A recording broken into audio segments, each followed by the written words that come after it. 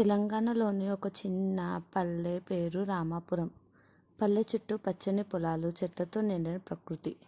గ్రామస్తులు సౌందర్యమైన జీవితాన్ని గడుపుతూనే ఆనందంగా ఉండేవారు.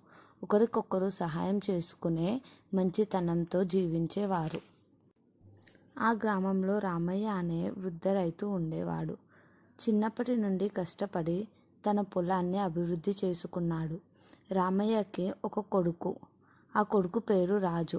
రాజు నగరంలో చదివి ఉద్యోగం సంపాదించాడు. కొద్ది కాలానికే నగర జీవనంలో మునిగిపోయి తండ్రి గ్రామం గురించి మర్చిపోయాడు. ఒక సంవత్సరం వేసవిలో గ్రామంలో తీవ్రమైన ఎండల కారణంగా బావులన్నీ ఎండిపోయాయి. పంటలు వాడిపోయాయి.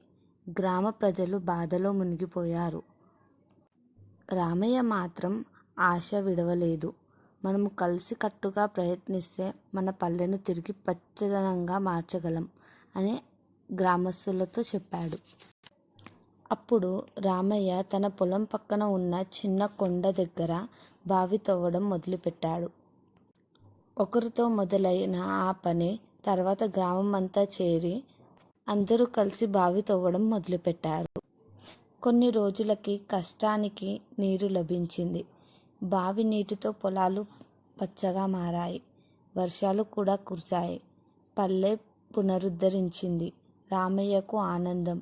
పల్లె తండ్రి అని గౌరవించారు. ఈ సంగతులు తెలిసిన రాజు నగరంలో ఉన్న ఉద్యోగాన్ని వదిలి తిరిగి గ్రామానికి వచ్చాడు. నాన్న, నేను డబ్బులు సంపాదించడం నేర్చుకున్నాను, కానీ మనుషులు సంపాదించడం నేర్చుకోలేదు. మీరు నన్ను ఈరోజు నిజమైన జీవిత పాఠం నేర్పించారు అని కళ్ళల్లో నీరు తెచ్చుకున్నాడు రాజు. ఆ తర్వాత రాజు గ్రామంలోనే ఉంటూ పాఠశాల, లైబ్రరీ, నీటి సదుపాయాల గురించి